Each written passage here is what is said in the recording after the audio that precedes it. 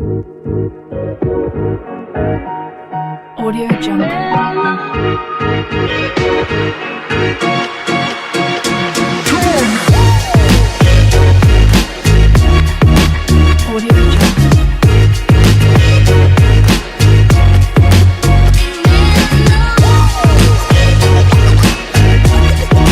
Hey everybody, welcome to my channel. My name is Tammy Doe, and today's topic is going to be a really fun one. I think you'll like it. It is called The Hero's Journey. Now you might ask, what is a hero's journey?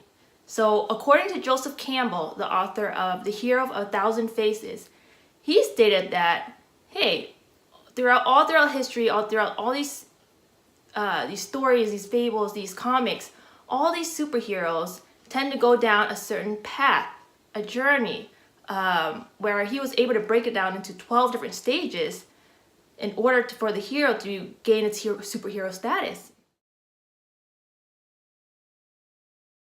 And so if you look at huge success stories in Hollywood, such as the Wizard of Oz or Harry Potter, Superman, all these storylines uses this monolith that states, hey, these superheroes go through these 12 stages in order to become a superhero. And so let's review those 12 stages and see what they are and see how the superhero actually gains its power.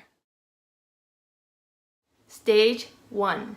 This is where the life of the superhero starts. So before the superhero knows that he's a superhero, the hero is born into a family where he's raised to go to school, to learn a certain way, to do certain things, and to treat people a certain way. So this is the status quo of what the hero is become before it gains its superhero status. So the hero has no idea the adventure ahead for this hero. Stage 2, call to adventure. So the stage represents when the hero gets a calling, a sense of purpose, a dream that pulls innermost, deepest desire for the hero to follow. And the hero doesn't know what to do. Should it follow down this path of his dream, or should he just let it go and follow his path of what's expected of him? Stage 3, refusal of the call. So the hero hears the call, but it decides to go down this different path that pays more, is more stable, is more secure, is more safe. And so the hero refuses the calling and continue with his routine life. Stage 4, meeting the mentor. So this is where the hero meets a mentor, probably an older person, a wiser person, that gives something to the hero that is of great importance, or a symbol of something, a training, something that changes the hero's perspective and directs the hero down the right path. Stage 5, crossing the first threshold. This is when the hero decides to step over from the ordinary world into the special world, meaning stepping away from something that's safe and secure into some place that's chaotic, where the hero has no idea what's going to happen. Stage 6, test allies and enemies. This is when the hero discovers who the hero's true friends are, and who the frenemies are, and who the enemies are. This is when the hero finally understands who's really there for the hero in time of deep, deep, dark times. Stage 7, approach to the innermost cave. This is when the hero has to face its deepest, darkest fears. And whatever happened has to happen. This is typically when the hero reaches rock bottom, where it has to face what it needs to face. And not a lot of people can get past this stage because the fear is so immense that no one's willing to confront what's really there, the innermost cave.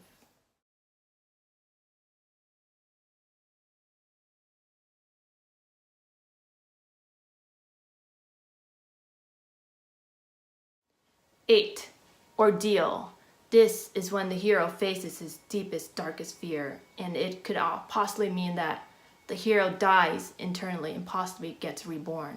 This is when the hero begins to heal himself and start learning that, hey, it's not as bad as I thought.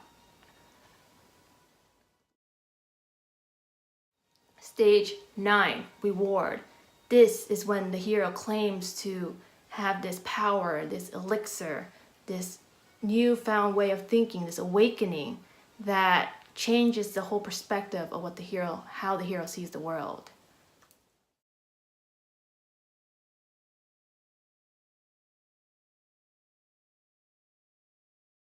Stage 10, the road back. This is when the hero must decide to go back and bring its newfound power back into the ordinary world to share with people. Like, hey, this is how you heal. This is the elixir. This is where the hero returns. Stage 11, resurrection. This is when the hero, excited with the new elixir, the new power, the new awakening, he wants to bring it back and share it with the ordinary world. But then he realizes that it is a much greater problem than himself, and that if not enough actions are taken, it could mean the end of the world. And the hero must gain all his power to fight this villain, this dark entity, in order to save the world. So the good news is the hero ends up succeeding. In some stories, the hero may die and be resurrected, or in some stories, the hero survives and saves the world. Stage 12, return with the elixir. Now, the hero, newfound status, comes back with the elixir and shares it to the ordinary world, and is able to balance between the ordinary world and the special world. So being a superhero is hard work. So if you look back at our ancient texts, our ancient stories, fables, myths, who do you think writes these stories? Are they from a male or female perspective, right? Because if you look at it, there's a trend. It's all about this masculine energy trying to gain all their power and then ascend, leave the body, ghosted. Like they're ghosting their body. And so now I feel like it's the time to really bring back the feminine power, the feminine energy, the goddess energy. And that's what crystals do. As I'm starting to learn a lot more about crystals,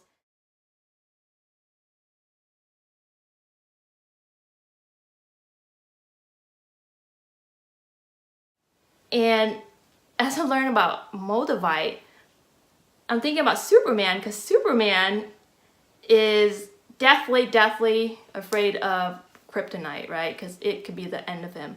And as I'm learning about Moldavite, which I think there's a huge resemblance with Moldavite and kryptonite, but Moldavite actually came from a comet 15 million years ago that hit the Earth, and it could only be found in one place in the world, in the Czech Republic. And this stone is the most powerful stone of transformation. So it full blasts open your heart chakra, and it brings up all the intense old energies that's been trapped within your chakra system. And we could touch base more on that in another video. But yeah, Moldavite is it is the stone of transformation.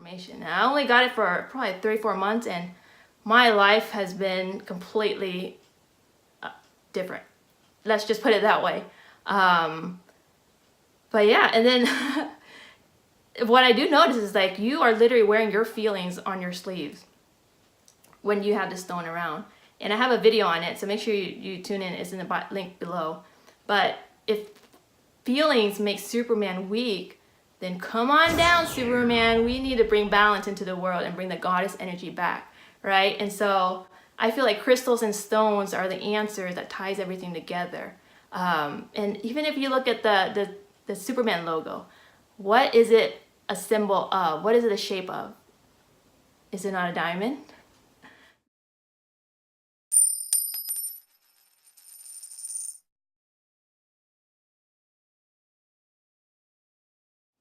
That's all I have for you guys today. I hope you guys enjoyed it. Don't forget to click like and subscribe. Any questions, don't hesitate to contact me. Tammy Doe, signing off.